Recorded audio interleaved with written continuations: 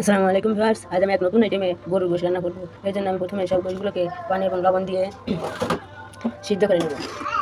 সিদ্ধ করে নিলে এই যে দেখুন পানি কমে আমার গোশতগুলো যখন এই পর্যায়ে আসবে তখন আমি এর ভিতরে আগে থেকে কেটে রাখা আলুগুলো দিয়ে দেবো।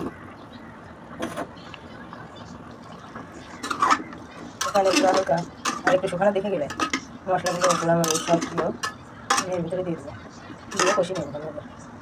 এ পর্যায়ে আমি ঢাকনা দিয়ে ঢেকে দিলাম, কিছুক্ষণ সিদ্ধ হতে দেবো। আবার গোশ রান্না করার জন্য আমি এখানে নিয়ে নেব গোটা ডালচিনি, তারপর তেজপাতা,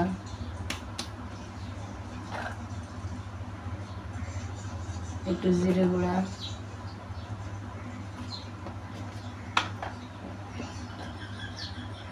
একটু গরম মশলা গুঁড়া,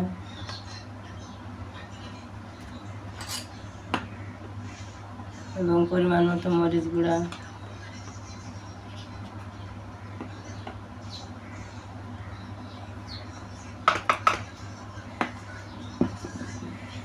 তারপর আদা রসুন বাটা দিয়ে দেবো। আদা রসুনগুলো আমি আগে থেকে বেটে ফ্রিজে সংরক্ষণ করছিলাম। আপনারা চাইলে আমার মতো এভাবে সংরক্ষণ করতে পারেন, এতে সময়টা অনেক বেঁচে যায় এবং আরামে রান্না করা যায়।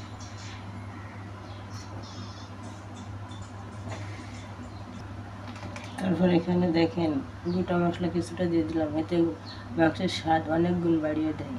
আপনারা এভাবে দিয়ে দেখবেন। তারপর দিয়ে দিলাম হলুদ গুঁড়া,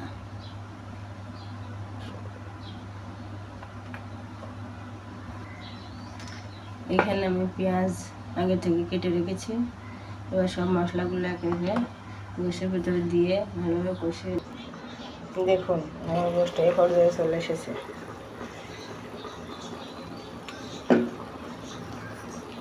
এখন আমি একে একে এর ভিতরে পেঁয়াজ মরিচ মশলা সবগুলো দিয়ে দেবো, দিয়ে ভালোভাবে কষিয়ে নেব। আমি এখানে এখনো তেল পর্যন্ত একটু তেল অ্যাড করিনি, কিন্তু এখন তো তেল না দিলে ভিতরের থেকে একটু গন্ধ চলে আসবে, এই জন্য আমাকে তেল অ্যাড করা লাগবে। এখন দিয়ে দিলাম পরিমাণ মতো তেল।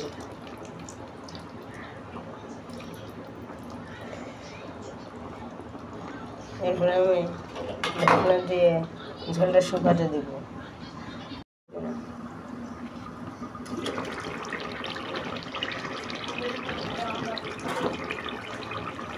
দেখুন গোলগুলো এ পর্যায়ে চলে এসেছে, কষানো করে শেষ পর্যায়ে সব গোলগুলোর ভিতরে তেল ছেড়ে দিতে হবে। দেখুন সুন্দর হয়ে দেখেন।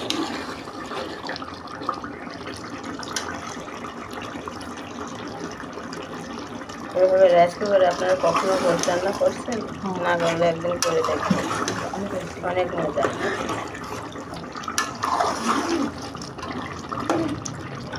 এবার আমি এখানে পানি দিয়ে দেবো গোশতের জন্য। আমাদের এখানে যে কষানোর পরে এভাবে গোশটাই খেতে আমাদের খুব মজা লাগে, এজন্য এখন টেস্ট করার জন্য 2 পিস গোশ আমরা উঠিয়ে এই দেখুন এভাবে কষানো গোশ উঠিয়ে খেতে খুব মজা লাগে।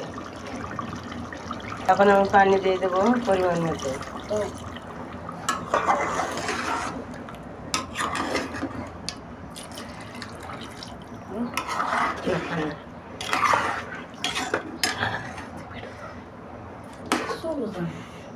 এবার আমি গোশ রান্নাটা সম্পূর্ণ শেষ হওয়া পর্যন্ত ঢাকনা দিয়ে ঢেকে দিব।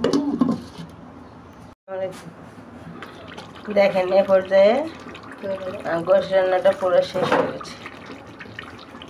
দেখেন কত সুন্দর গামাখা দেখছেন আপনারা, দেখেন এত সুন্দর টেস্টি ও মজাদার গরু গোশ রান্না থাকলে আর কি লাগে বলেন।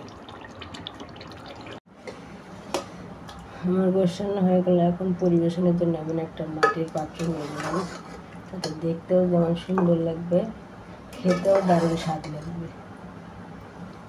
দেখেন কতটা সুন্দর লোভনীয় হয়েছে খেতে, দেখতে।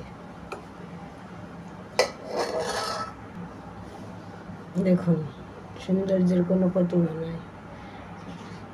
আলহামদুলিল্লাহ।